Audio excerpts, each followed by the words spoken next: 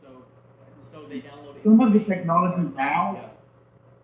Listen Some to of the this. technology that you have now is so old to us that without downloading those books, we would have no idea how to use it. Yeah. And, Wow. And I figure interacting with different people, like you interacting with me from the year 2017 would be different than how you would interact with someone from the year 2146.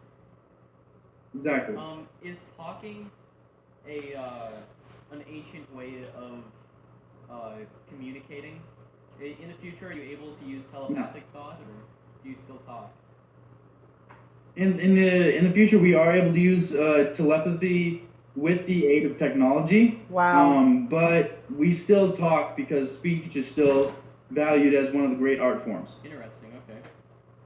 So I see you have a lot of notes there. Would you mind going through some of the things you want to talk about, or? Sure. So one thing I can talk about is the food. Yeah. Food is going. Yeah. Okay. So food. One thing I really miss about your time is food. Okay. What we have in the future, you might describe as a protein bar. It usually consists of the daily values of each vitamin combined with 20 grams of protein and then an artificial flavoring of the food that it is meant to be. Okay. Now, I'm not saying they're bad. After having tried the source foods in your time, I can say for certain that they actually taste exactly the same. Okay.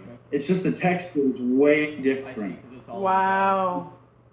Exactly, and so it's not very good. Wow. The point of food being made like this is not because we're trying to make it healthier or anything like that. It's only because of storage. Space is like having space to put things in the future is a huge problem because of how densely populated every city is. And every Wow. planet too? Every planet.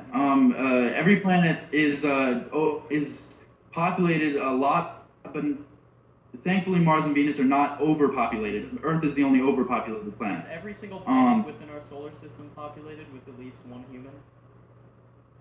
No. Jupiter is impossible to populate because it has no surface. Wow. What about Pluto? Pluto's too cold.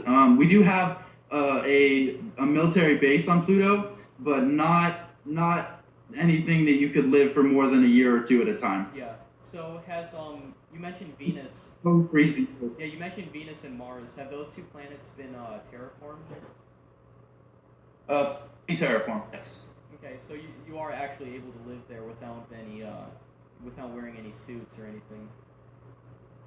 Yes, you are. You can live on Venus But and Mars. that only not having to wear a suit on Mars and Venus is actually a more recent development. Okay. What about other planets like Mercury or any other planets within our solar system that humans are living on? Mercury is with cities that hang over the giant craters in Mercury. Mercury is a very craterous and very rocky surface. So what we did is instead of trying to build cities on uneven terrain, we just dug out more of the craters and made them deeper, and then just put cities that are kind of, I guess I would say floating, but it's not really floating. It's like they're tied to the walls of the crater almost. I see.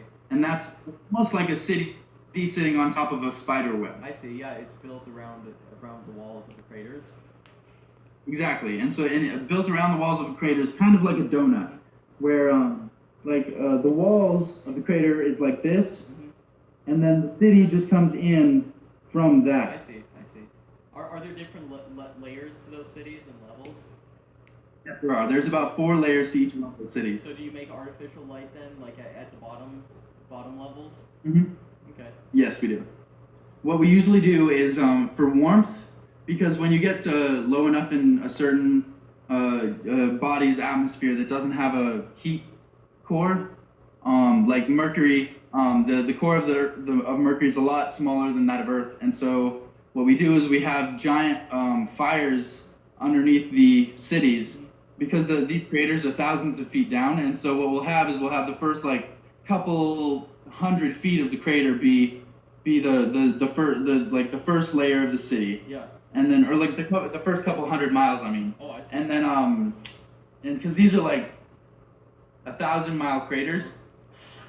And so what happens is the first couple hundred miles is the first two layers of the city, and then the next couple hundred miles is the other two layers, and the rest of it is just fire, because it's is either fire or other, like sometimes if it gets too hot, we'll put ice instead, Yeah. and then so we'll cool it Do down. we harness the And so energy temperature from there? control. So, yes, we do. We get energy from it as well as but the only problem with it is we have temperature control systems that are relatively new, and so those actually take a lot of maintenance.